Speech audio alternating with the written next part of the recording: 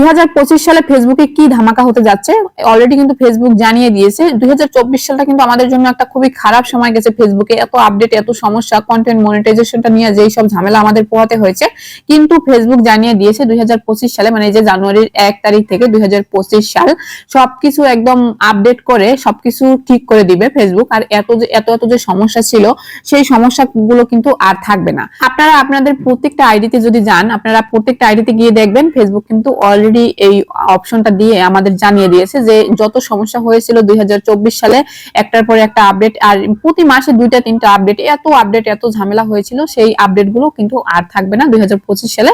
সেটা তারা একদম ঠিক করে দিবে। আর এত যে সমস্যা আমাদের পোহাতে হয়েছিল সেই সমস্যাগুলো আর থাকবে না, এটা ফেসবুক নিজেই জানিয়ে দিয়েছে।